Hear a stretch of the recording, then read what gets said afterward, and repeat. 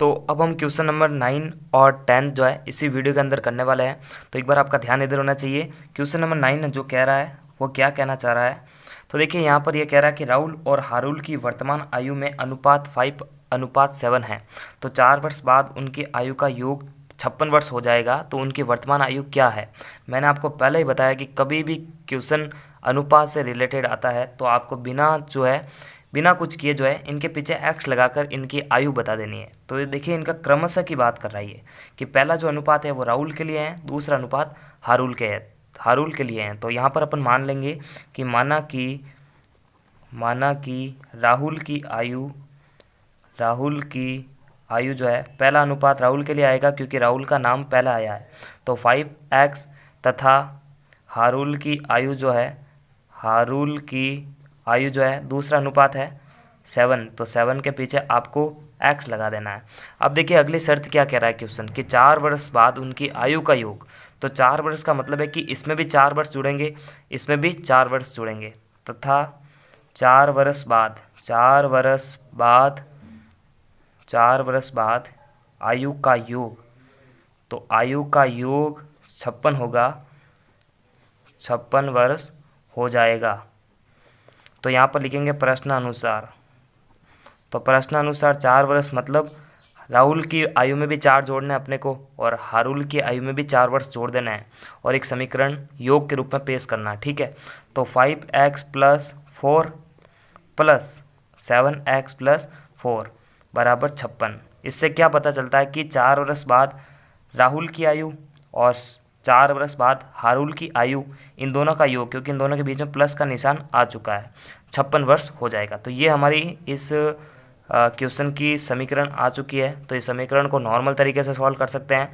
आप इस क्वेश्चन को ऐसे भी तो लिख सकते हो कि 4 वर्ष बाद पुनः राहुल की आयु, पुनः हारुल की आयु, ऐसे भी आप इसको सिस्टमेटिक कर सकते हो। ठीक है, इसमें कोई भी इश्यू नहीं है।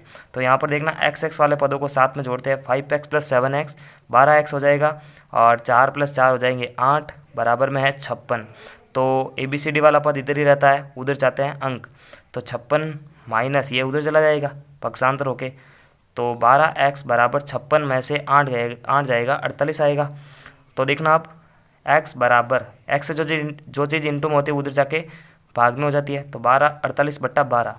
तो 12 2 24, 12 3 36, 12 चौक 48। तो x बराबर जो है x की वैल्यू 4 आया है।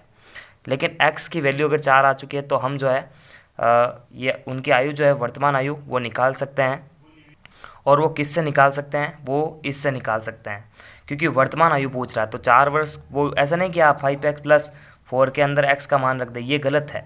4 वर्ष बाद की आयु नहीं पता लगानी है, 4 वर्ष पहले की आयु यानी वर्तमान आयु। तो इस x की वैल्यू को आप इधर रख देना। ठीक है। तो 5x थी राहुल की और 7x थी हारुल की। तो 5 × x की जो वैल्यू आई है वो 4 और 7 × x की जो वैल्यू आई है वो।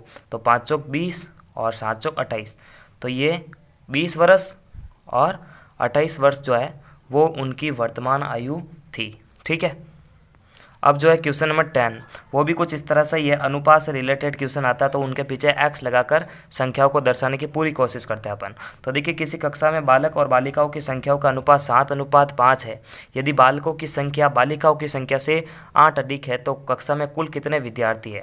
तो यहाँ पर मैंने पहले ही बताया था कि अनुपात से रिलेटेड कोई भी क्वेश्चन हो, आपको जो है क्वेश्चन की कंडीशन के हिसाब से जो है अनुपात लेकर उनकी संख्या को दर्शाना। तो हम जो है लिखेंगे माना कि बालक की संख्या या बालकों की संख्या का मतलब है कि जो अनुपात पहला आया है वो बालक के लिए है क्योंकि बालक का नाम पहला आ चुका। तो 7x। उसी प्रकार बालिकाओं की संख्या, तो बालिकाओं की जो संख्या वो आएगा 5x। अब देखिए ये क्या कह रहा है कि यदि बालकों की संख्या बालिकाओं की संख्या की या संख्या से 8 अधिक है, यदि, तो यह पूरी लाइन लिखनी पड़ेगी। यदि बालकों की संख्या बालिकाओं की संख्या से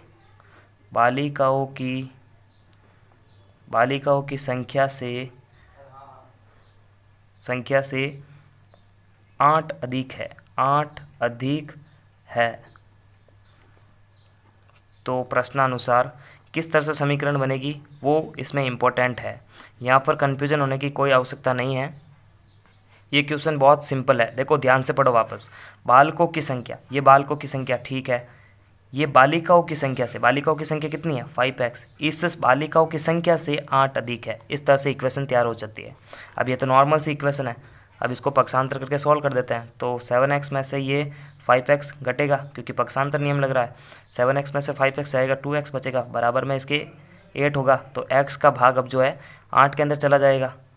तो सॉरी, x का जो इंटू गुणांक है 2 उधर जाके भाग में जा गया, तो 2 चौके 8, यानी x की वैल्यू जो है वो 4 आ चुकी है। जब x की वैल्यू आ चुकी है तो बालकों की और बालिकाओं की संख्या जो है वो पता लगा सकता है 7 इंटू एक्स और 5 इंटू एक्स।